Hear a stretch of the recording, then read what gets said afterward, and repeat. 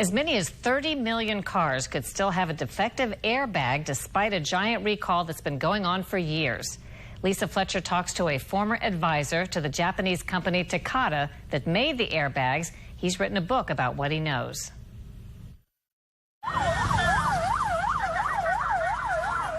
The massive explosion that leveled part of the Lebanese capital Beirut in early August showed the immense destructive power of ammonium nitrate, a highly explosive chemical that is also used in millions of vehicles. It's the power behind airbags that have saved countless people from serious injury, even death. But there's a problem with millions of them made by the Japanese company Takata. Lawyer Jerry Cox has spent years working on Capitol Hill, often involved in automotive safety legislation. Takata decided that they wanted a bigger share of the market and that they could get that by making cheaper airbags. The way they did that was to switch to something called ammonium nitrate, which is a very cheap explosive. That decision did save money and raise profits, but it was also disastrous. The chemical can degrade over time, especially when exposed to high heat and humidity, making it burn too fast and blow apart the metal canister designed to contain the explosion. When Takata's North American executives realized the scale of the problem, they hired Cox to work with them. He says he tried to convince company leaders in Japan that it was time to come clean.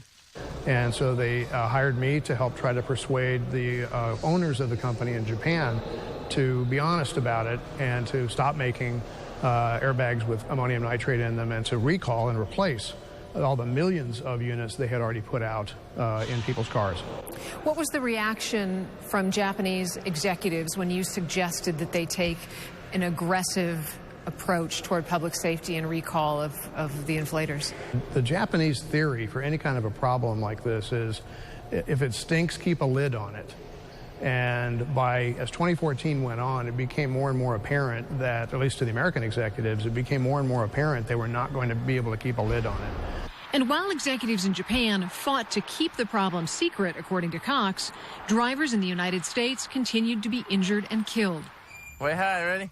Drivers like Corey Burdick, whose 2001 Honda Civic stalled at an intersection and was hit at low speed by another car. The impact triggered the airbag and sent a 3-inch piece of metal into his skull.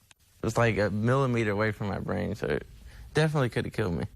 Worldwide, at least 25 deaths and almost 300 injuries have been linked to Takata airbag inflators. But this is a partial list of the people who were killed. Cox has now written a book about what he knows.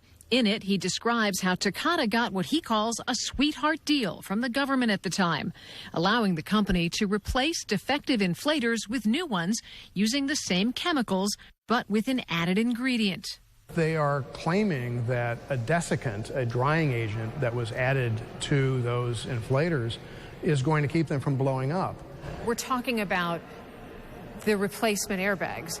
You had a bad Takata airbag, you took it and you got it replaced. Well, it was like, you had a ticking time bomb in your car, and you took it in, and they replaced it with another ticking time bomb.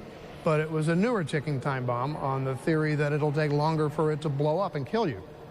And I don't call that a fix. One of the people who helped negotiate the deal on behalf of Takata was American lawyer Stephen Bradbury. In 2017, he was nominated by President Trump to serve in the Department of Transportation. And late last year, he became the acting Deputy Secretary of Transportation. So the attorney who did the deal for Takata is now the number 2 at the Department of Transportation. Right. That means that the person who negotiated the sweetheart deal is in charge of deciding whether to enforce even that deal or not. And so far, the answer has been not. Bradbury declined to be interviewed for this story. In a statement, the National Highway Transportation Safety Administration says he has recused himself completely from any Takata-related matters. As for the newer Takata inflators that still contain ammonium nitrate, but with an added drying agent, the government earlier this year announced it wouldn't recall them, a decision Cox says was taken without consulting the engineers who designed the devices. If you want to know whether those are safe or not, whether they're really any different from the ones that are now far enough along that they're a clear and present danger to people. If you want to know whether those are safe or not, you should ask the people who designed them. NHTSA says to date, it hasn't received a single report of a field incident associated with a desiccated inflator due to propellant degradation. It goes on to say, if these inflators show signs of degradation such that they present an unreasonable risk to public safety, NHTSA will not hesitate to act. Takata, the company at the center of this, filed for bankruptcy in 2017. The following year, it was sold and rebranded as Joyson Safety Systems. We're years down the road now with Takata. It triggered the largest recall in U.S. history. Why is it important to keep blowing the whistle now? Because people will die. It's really simple. You're going to see, and there are official estimates, between 1,000 and 2,000. I think it's probably going to be more like 3,000 people who are going to get blasted by these things in the next few years. And that depends entirely on whether people take their cars in and get these repairs done. For Full Measure, I'm Lisa Fletcher.